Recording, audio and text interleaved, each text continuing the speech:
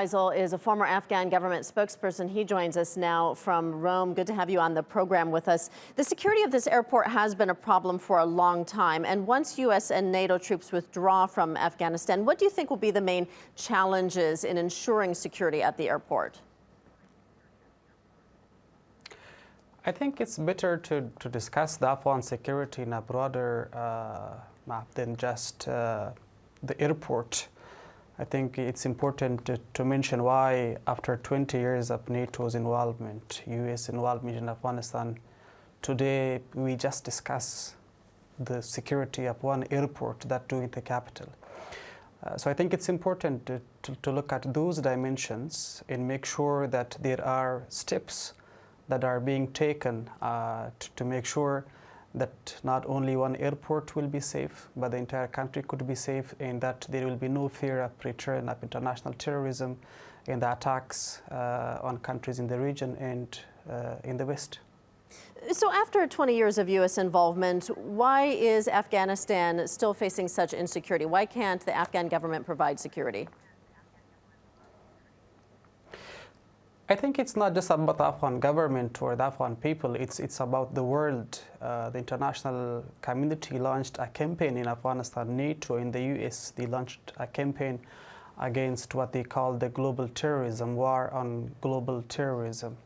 But after 20 years, if things are still not good, it means things have not been good all these years, and things should have been done differently. They should have been going after the roots of terrorism, the root causes of the terrorist groups who were operating in our neighborhood, who were destabilizing Afghanistan and who are still destabilizing Afghanistan.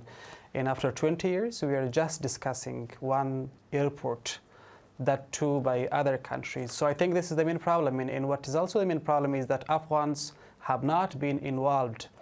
Afghans have not been part of many such processes in the past and today. And there hasn't been a focus on the real solutions. They just look for immediate or quick time solutions, and those do not bring the real change that we need.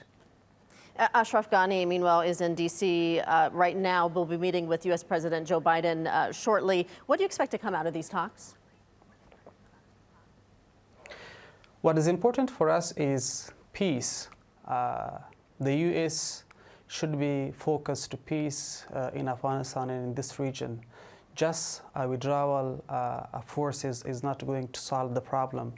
It will add more to the problem because Al-Qaeda is still there. Afghan forces have killed 66 Al-Qaeda members in just one province from January to June this year, in 6 months. In just one province. So Al-Qaeda is still there, other terrorist groups are still there. The Taliban are not willing to join the peace process. Pakistan is not supporting the peace efforts as it should be. So it's important for us in this visit to have some concrete steps from the US and other allies which will lead to a successful peace process in Afghanistan, which could be a good and long-lasting solution to the problem. We have seen a deteriorating security situation in Afghanistan, though, and once NATO troops withdraw, what do you think the future of Afghan's government looks like? Again, it will not be only about the Afghan government. It will be about security in our region. It will be about security on a global scale because the threat we are facing today is not just a threat to Afghanistan, it's a threat to the world. We will be fighting, it's our job, it's the job of Afghans to protect their country, but in the same time, the job we do is also contributing to the global security. And the partnership we had was meant to be contributing to the same goal, the common goal that we all were pursuing all these 20 years.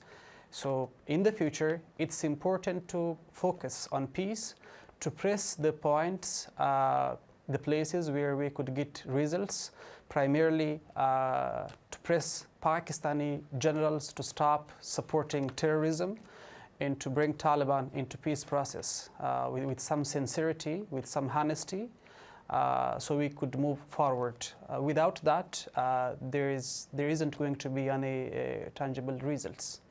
All right, and let's leave it there. Javid Faisal, former Afghan government spokesperson, thank you so much for your time.